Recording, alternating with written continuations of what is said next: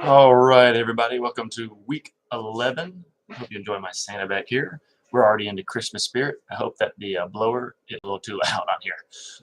World Cup starts Monday. Don't forget to check that out. I think the USA plays on Monday, I believe, about mid-afternoon. So good way to get away from work there for a minute. Last week I went 7-1. My guest picker Barrett went a balmy 4-4, and I will say the only pick I missed was Barrett. So maybe I would have had a perfect week if it wasn't for the pressure of picking the guy sitting next to me. But we won't dwell on that too much. 7-1, great week. Sorry, Barrett. Need a little more practice, I think, on picking your teams.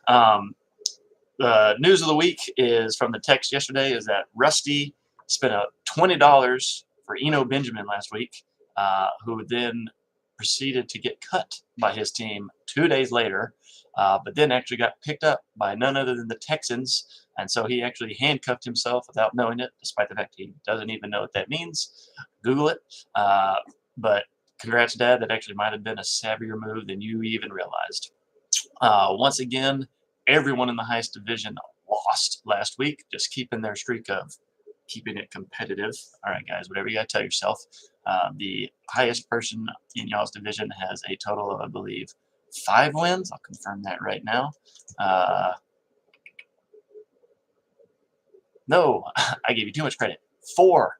4 total wins max on your division. We are in week 11. Ouch. Maybe we should rename your division. Might have to do that. We have 4 weeks left of the regular season. Remember, next week we will start our interdivision play for the last 3 weeks to really move the standings around.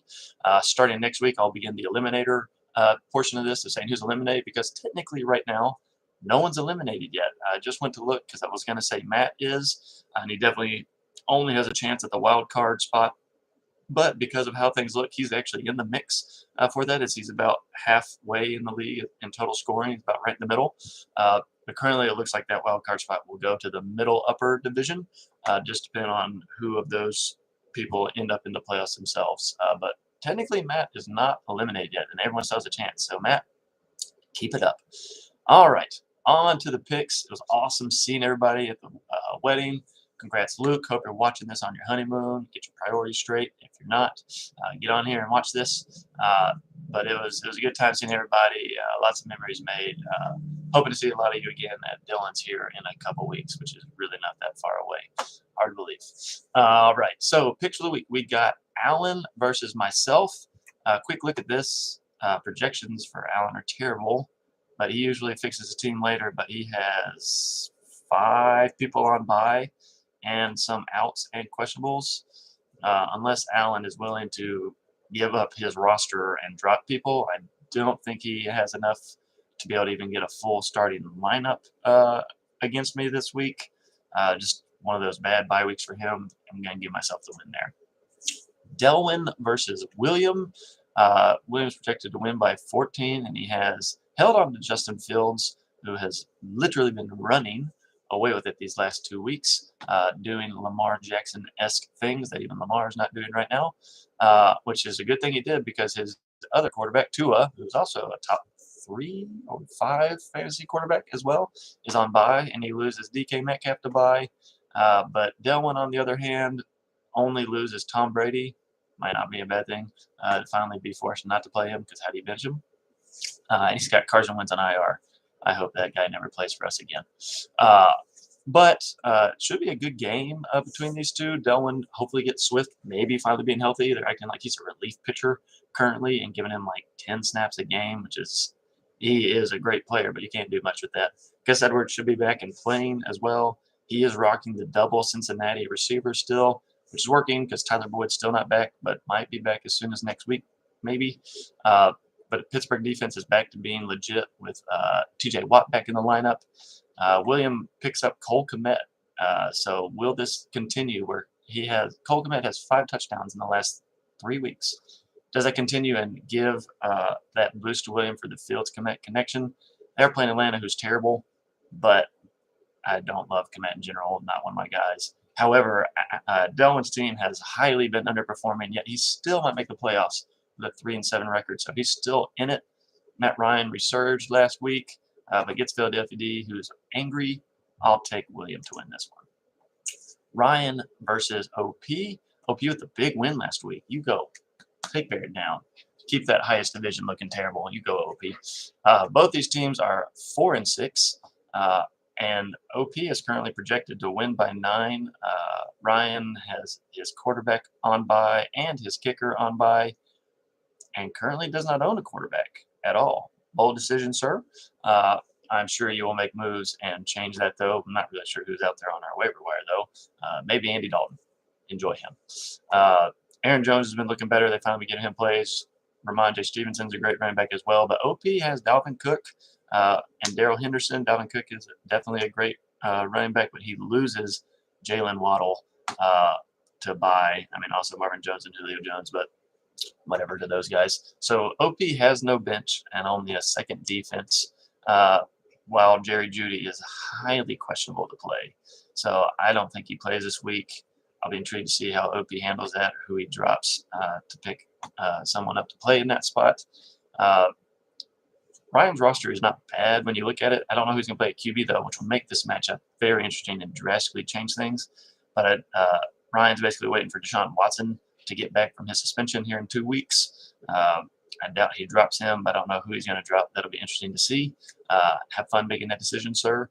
But I do think Ryan will get it done, and I don't think Jerry Jeudy will play, which will definitely hurt OP's chances. I'll take Ryan to win. Luke versus Mac. Luke is projected to win by 4. Will Luke see his lineup and make changes? He made moves just this morning, so it appears the answer to that is yes. You go, boy. Can Taylor Heineke continue his winning ways against Houston? They are a terrible defense. Usually beat them by running, though. But however, Mac's having to start Jimmy G at quarterback instead of Derek Carr, finally making the push to bench Derek Carr. But let's see. Mac also loses Godwin and Mostert to bye. And Keelan Allen maybe will play, maybe not, but he still has CeeDee Lamb and DeAndre Hopkins at receiver. And now Paris Campbell picks up another pretty good starting receiver for fantasy purposes. Luke is benching Russell Wilson. Good for you. Tough decision, though.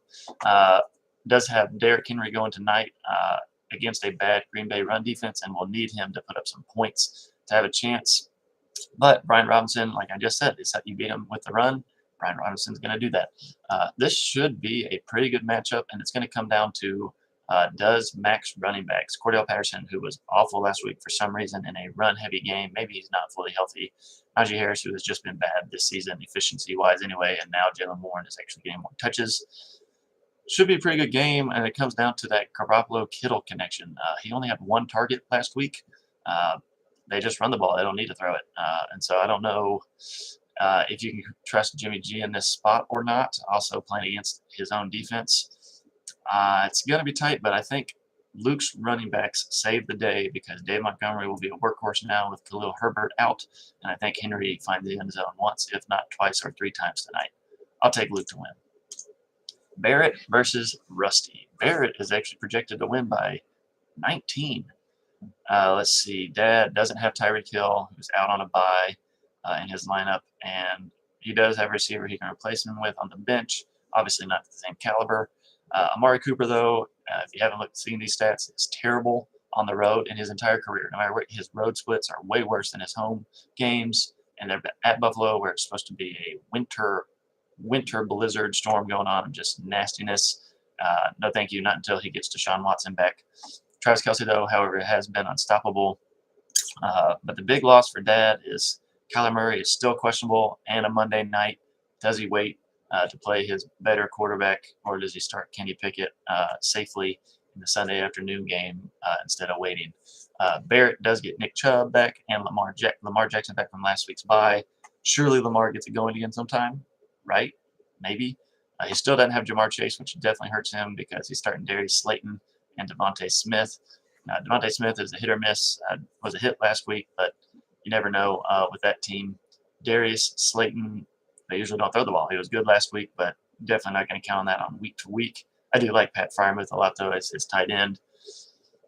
This is going to be a very tight game. It will come down to anything Monday night between you two?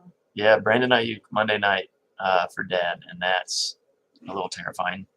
And maybe his quarterback, depending on what he does. Ayuk has the ability to go off and the ability for the 49ers just to run the ball all game. This is a hard one for me. Dad's team has been nigh unstoppable. Barrett's team has been rough as of late. But I'm feeling a little upset. Losing Tyreek is bad. It's a bad week for Dad's team matchup-wise.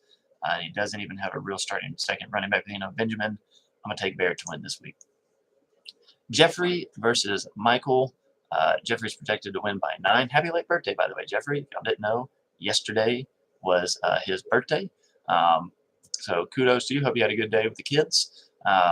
Jeffrey, your team is got some question marks, but you only lose Jeff Wilson to bye. Not a huge deal. Meanwhile, Mike, on the other hand, loses 2 receivers to bye, and therefore is having to start Robert Woods. If you have to start a tight end for receiver, yikes. Sorry about that. Luckily, Tannehill is back, so maybe. Justin Herbert's probably been the most disappointing quarterback as far as like expectation. Jonathan Taylor, however, did finally look good last week with the rookie coach and Jeff Saturday. Finally decided to actually give their best player the ball. Hard decision there as a coach to decide to do that, I guess. And then Devontae Adams, questionable, but surely he plays. But the last time he was questionable and sick as he played, he did terribly. But that Denver defense is ridiculously good, so I don't like Josh Jacobs this week for Jeffrey. Both quarterbacks, meh. Dante Foreman has been amazing, but surely he doesn't keep that going, right? Surely Carolina finally stops being good after having traded CMC, maybe. Weirdly enough, best player on the Michael's roster might be his kicker, Nick Folk. Shockingly good kicker for the Patriots, which is bad for them in real life, but great for you in fantasy, Michael. Kareem Hunt, though, however, is awful. If Michael wins this week, it's going to be purely on Jonathan Taylor, maybe on Michael Pittman to get the job done. I think Jeffrey has a little bit more explosive player chances, but not by much. I do think this is a tight matchup that comes down to Michael's defense on Monday night versus Jeffrey's receiver on Monday night. So, Michael, you're going to want to have probably about an 8-point lead going into Monday night to feel good about your chances of winning. But I will take Jeffrey to sneak this one out. Dylan versus Austin. Dylan loses a kicker. Has no kicker. All right, maybe he's actually planning to play that way rather than getting rid of a player. But he loses Kenneth Walker to bye, which is a big loss for him. But he does have James Conner, Antonio Gibson, and Gibson has seemed to have reemerged as the 1B of the running back for the Commanders. Big win last week. Let's go. Knocking off the only undefeated team. Love that. Austin is rocking the double Dallas running back tandem all season. Zach Ertz is hurt with as his tight end and is out all season. He has no replacement. He also lost Cooper Kupp to IR. Mike Brown is still on IR. He does have Higbee at tight end to replace that with, so he will be able to make a full lineup. But losing Cooper Kupp, that's going to be pretty nigh impossible to recover from. The #1 receiver in all of fantasy. Last week was a bad week because he didn't have his quarterback starting, but he's back. I don't see how he gets it done. Juju Smith-Schuster should be considered questionable at best. If doubtful is still a thing, he'd probably be doubtful with that massive hit he took last week. I'll take Dylan to win this week. Derek versus Matt. Matt, the only 2-8 team, the only team with only 2 wins, yet projected to only lose by 4 points right now. He does get Joe Mixon back after that massive game in his last time out on the field. Mike Williams might finally actually return as he practiced somewhat yesterday. James Robinson should only be getting more carries as he's been at that team now and gotten used to the playbook. But Drake London, TJ Hawkinson, Matt he loses nobody to bye weeks. Derek, on the other hand, loses Fournette and his quarterback. Trevor Lawrence to bye. He still has Joe Burrow to start in that place, so that's not bad. But Derek does have Saquon Barkley and Devin Singletary. Saquon Barkley has been an animal and plays Detroit, who is awful. But losing Fournette does take a chunk out of Derek's team. Palmer won't be near as useful if Keenan Allen and Mike Williams actually both play, although that is highly unlikely. Jalen Hurts is going to be angry after that loss last week for Matt. This should actually be a pretty solid matchup coming down to the Sunday night game, it looks like. Yeah, of Mike Williams, if he plays. Oh, that's risky. but he does have DeAndre Carter he can place in if Mike Williams is a no-go, so that's good. Versus Josh Palmer. So the two Chargers receivers will probably decide this matchup in the end. I like Mike Williams a lot better in that spot than Josh Palmer, although both may be not very effective with how the Chargers offense has been this year, and especially Herbert's efficiency. I think that Saquon Barkley is going to put up a ton for Derek, and that's going to be hard to overcome in general. But Derek is really living on Barkley and Burrow to keep him alive for this week, whereas Matt has Mixon and Hurts. I'm going to go with the sneaky upset here. Let's have a little fun. Let's pick Matt to win this. That'll do it for this week, gentlemen. Good luck out there. Have fun. And if y'all didn't see it, Mac line danced last week. And so don't tell me he can't do it, and he won't do it. He did. Proud of you, boy. See y'all soon.